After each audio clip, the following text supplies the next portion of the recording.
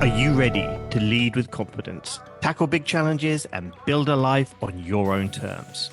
Now, welcome to Creating Waves, the podcast where we cut through the fluff and bring you real leadership strategies that transform every part of your world. Whether you're managing a team or managing yourself, we'll show you how to step up and thrive, starting right now. So hit that subscribe button and get ready to make waves in your career, relationships, and life. Hello and welcome to the Creating Waves podcast. I'm Simon Middleton, and as always, I'm here with my partner in life and business, Erlina Sidik. Erlina, how's your week been? We've been having some pretty exciting conversations lately, haven't we?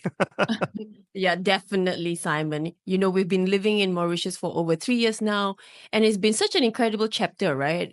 Beautiful beaches, the laid-back lifestyle. I mean, we've built a lot of plenty amazing memories. But lately, I think we've been feeling ready for a new adventure, something a little bit different to shake things up again. Yeah, no, that's so true. We've loved our time here, but I think we've also been like talking a lot about kind of moving, maybe heading back to Singapore or starting a fresh chapter in a new country, maybe Bangkok or maybe even the UK. Who knows? But I think all those places like kind of offer so much. You know, Singapore with its kind of efficiency and, as we know, livability.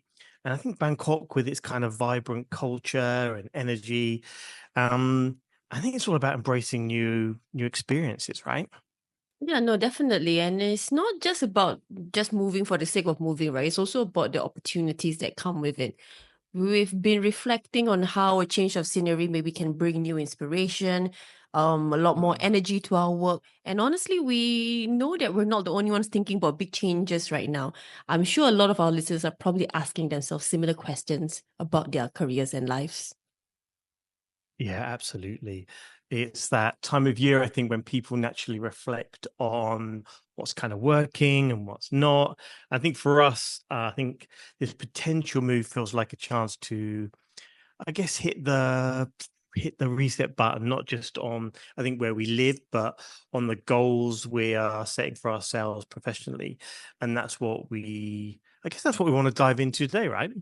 Yeah, absolutely. Let's start with usually the first step, which is always about the reflection, taking a moment to just take a step back and assess our current situation is always going to be the crucial part of this process.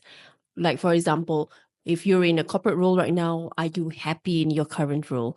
Does it actually align with some of your goals and your personal values? Yeah, I think sometimes asking yourself, right, the simplest questions can be the most powerful, right? So, like, let's break it down. Like, what excites you about your current job, for example, or maybe more importantly, what doesn't? Yeah. I think a lot of people ask the what, right? What do I want to do?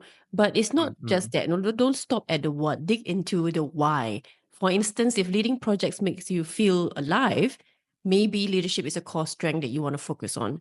On the flip side, another example is if repetitive tasks leave you drained, then it's worth considering how to reduce or shift some of these responsibilities. Yeah. And I think, we go back to that simple, always asking the simple questions. I think one of the things I love to do with my clients is this one exercise, and it's called the perfect day exercise. And all you have to do, you got to imagine your ideal work day from start to finish. What are you doing? What are you working with? How do you feel? And comparing this vision to your current reality can be it's so eye-opening. And just watching certain clients go through that and just watching them kind of going through that experience is incredible. Yeah, I mean, I think you really start to notice whether are you spending your time in the things that you actually love, right? But the other Mm, thing to also kind of bear in mind is to notice the workplace culture. If you find the people or the environment around you really stifling, then that's a huge sign that probably it's time for change.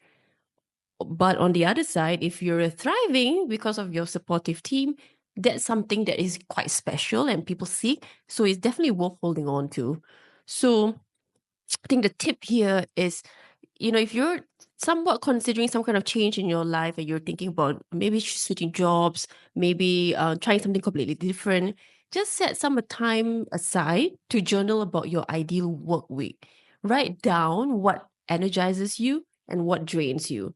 There will be some patterns that will emerge, and some of these insights can really be telling about, where or what are some of the adjustments that you need to take. Yeah. And I think now that we've kind of reflected, I think it's time now to figure out what will be your next move. And this is where things get, I think, for me, really exciting. There are kind of four big paths you can explore. Enriching your current role, going for like a promotion, changing a job, or really switching careers entirely. Yeah, definitely. I think it's worth diving into each one. So let's add some spice to the conversation, all right? So let's start with what was the first one? Enriching your current role, right? Sometimes we see that or sometimes we forget that the best opportunities are already in front of us. So it's really about seeing that where you are in a little bit differently. Yeah. So I think the first one is like, I guess, enrich your current role. So I think here's an idea, right? Volunteer to, if you want to enrich that the current role that you're in, is to really volunteer to lead a project that maybe aligns with your passions. I remember one of our listeners who on our first podcast kind of shared how they pitched a really sustainability project, and it not only boost their energy, but also got them kind of recognized as an innovator within their company. And the other thing is, check with your company if they have a mentoring scheme or something like that that's available to you. Is actually something that you can usually tap on, that really helps you to build your own skills and builds your reputation as a leader. So don't estimate the power of giving mentorship to others that are new to the organization or in more junior roles. And the other one, which I know we used to do a lot when we worked in Singapore, a lot was with our organizations there, was the department collaboration. And it's like stepping into like a new world without actually leaving your desk, and it keeps things fresh, and it opens doors to unexpected opportunities, but also collaborating with different people outside your current team. Yeah, it can be quite interesting and fulfilling, right? Like you just want to try to do something a little bit different while, having that safety and comfort and security of being in your own role. But Yeah, yeah. let's move on to the next path. This is where it starts to get a little bit more exciting, which is, hey, maybe you want to pursue a promotion within your department or within your organization. Now, this is really about showing that you're not just ready for the next step, but that you're already acting like you're there. Mm, mm. And who doesn't love being promoted, right? But I think the first things first, you got to really identify a gap in your team or department. Is there like a pain point that no one's really addressing? And you want to be the one to solve it. Leaders notice for sure problem solvers. And really, when I was a leader within the corporate world, all I really wanted all around me really was problem solvers. All of my team, the key players in my team were all problem solvers because they made my life easier. That was for sure. No, I love problem solvers. I think in corporate, a lot of the work is problem solving, right? But Yeah, yeah. I think something that we often forget while we're so busy in our roles are that, really building and fostering relationships are really key. Get to know the decision makers. Usually in a promotion, it's not just your boss. Usually there are other people who are involved in that process to decide if you should receive the promotion or not. So don't do it in a pushy way, but maybe find authentic opportunities where you can really network, showcase your ideas, and demonstrate your leadership. Mm, mm. And I think one of the key things which we forget, and I used to always kind of tell my staff to do this, was keep track of everything that you do. So keep a winning log, for example, and that can be kind of like a journal or something that you keep on your computer, right? Whether it's you've driven revenue, maybe you've improved a process, or clients are super happy with something that maybe you have done for them. But when it's time to have that promotional conversation, you'll have this little treasure trove of evidence to back you up with everything that you're going to start communicating to your manager. I think that's super useful because I think there's something about our minds, right? We tend to forget all the good things Yeah. that has happened. Like we remember all the bad stuff quite easily, right? You can always remember like a bad incident, but sometimes we forget all the good things and the achievements that we've received. But Yeah, yeah. um, What I used to do, I used to forget everything that I'd done maybe 5 months ago, but I remember the things that I just done in the last month. mm, And mm. you want to kind of be able to go back to show your worth over the last kind of like 6 months. Yeah, definitely. That's like the recency bias, right? Yeah, yeah, for sure. So let's talk about somebody who maybe is looking about changing jobs. Now, this is a bold move, especially in today's climate, but can be exactly what you need to actually, reignite that fire and the energy in your career. Yeah, yeah, for sure. And I think one of the key things is you want to really to be able to find what your non-negotiables are for a new job. So I would suggest kind of writing them down. Maybe it's remote work flexibility, like everyone kind of wants to work from home a lot these days. Maybe it's working for a mission-driven company. But clarity here will save you from really settling for just okay. Because really, when you want to take that next job, you really want to have a job that you're really going to love, right? Because when we love our job, we kind of love everything about our life. Yeah, you definitely don't want to be in a position where you change jobs and then realize that you're back in the same position. It's like jumping from one fire pit to another. Yeah, So yeah. those non-negotiables are really, really important. And again, I mean, I know I keep emphasizing relationship, but don't forget how powerful networking can be. I mean, fortunately or unfortunately, most successful job referrals have a higher possibility of success if it comes from your existing network. So reach out to former colleagues, to mentors, even friends you haven't spoken to in years. Sometimes opportunities can come up from the most unexpected places. Yeah. And I think the other one is to customize everything, personalize everything, like your CV, your cover letter, and tailor them to each role because just general applications just don't cut it anymore. And that even goes down to your LinkedIn. Start writing articles on roles that you want to go for, like where you think hiring managers are going to be interested in maybe your articles. They can see that you're kind of being a thought leader out there. I think that's really key to start doing things like that and update Yeah, your LinkedIn as well. yeah. Every HR person looks at LinkedIn for sure, and make sure you Mm, got a nice picture. I've seen some dodgy ones on there. I think you really have to stand out from the crowd nowadays. Like I just heard from a Yeah. recruiter that says, for one role, they can get up to 1,000 applications. So imagine having to Mhm. sift through that. Like you're actually helping the recruiter make you to notice you by doing something a little bit differently.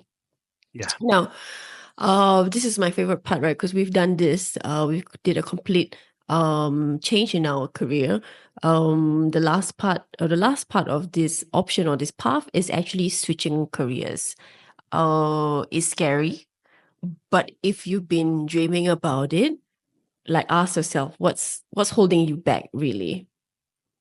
Mm, mm. And there's normally sometimes there's quite a lot of fears that are kind of holding us back when we want to switch careers. But I think what we found was the most useful was really focus on transferable skills. So if you've been, I don't know, for example, managing projects or leading teams or analyzing data, those skills are kind of golden in pretty much any industry that you want to kind of move and step into. I mean, and I think I mean, not I think, I know it is overwhelming, right? And when we have to tackle something overwhelming, it's always important to really take that small steps when you're trying to switch careers. Sign up for a course, right? Maybe don't go, full steam ahead right from the start. Start it as a side hustle first. Or maybe, find out and speak to more people who are in your dream role. Test the waters first so that you gain a little bit more confidence before diving in. Yeah, yeah.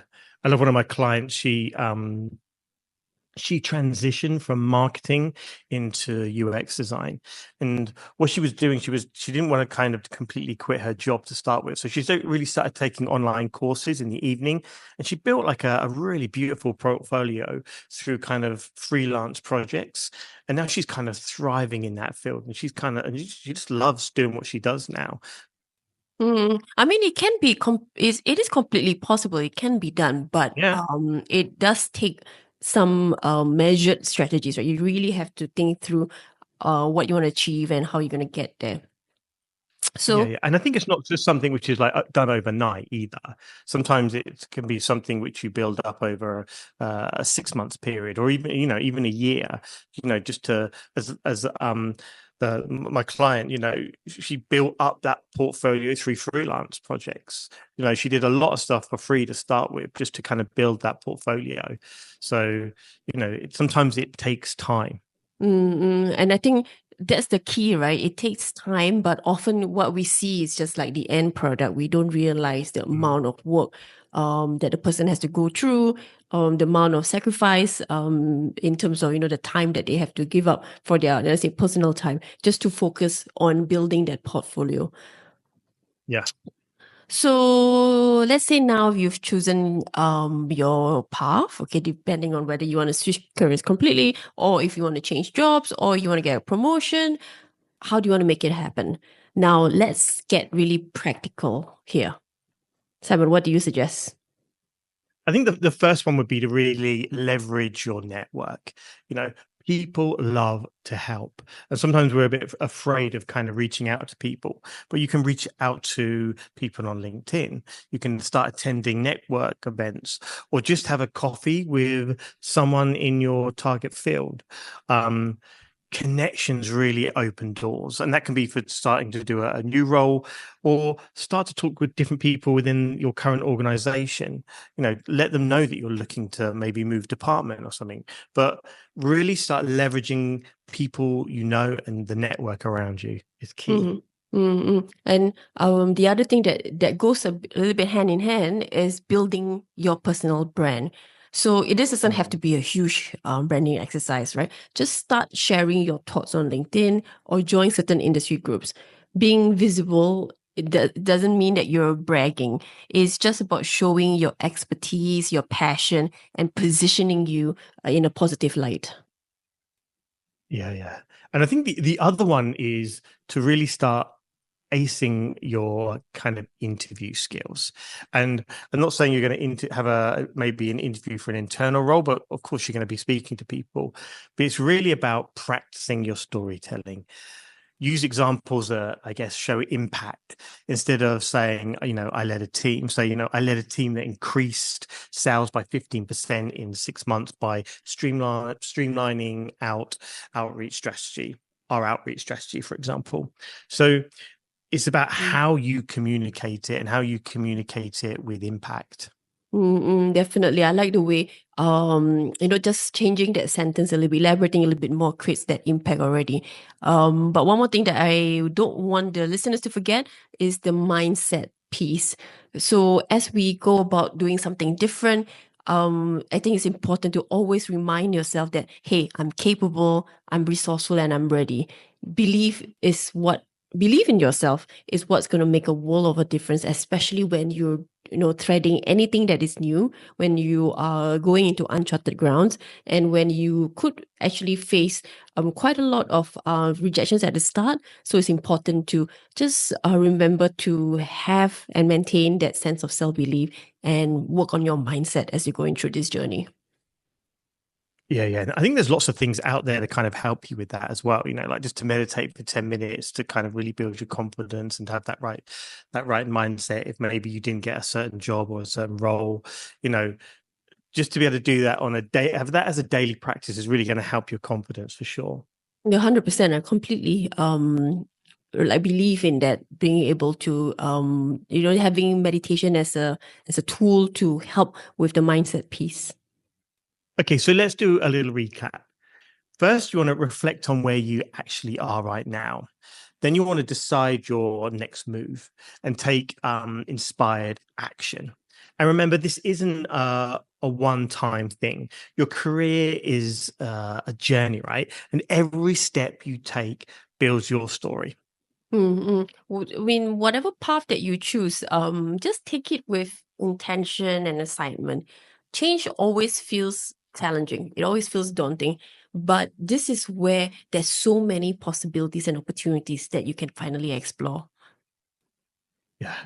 And all I know is every time I've ever changed jobs or moved career or moved to something completely new, it was life-changing every time. And I grew so much every time I made that change, and I loved it. And all that fear I had before, every time I did that next step, it was like, yeah, why did I wait so long? So listeners, what's your next move? Okay, take that first step and remember you have 100% got this. Well, thanks for joining us today. Here's to building a career that you love in 2025. 100%. Until next time, take care and keep creating waves. Bye.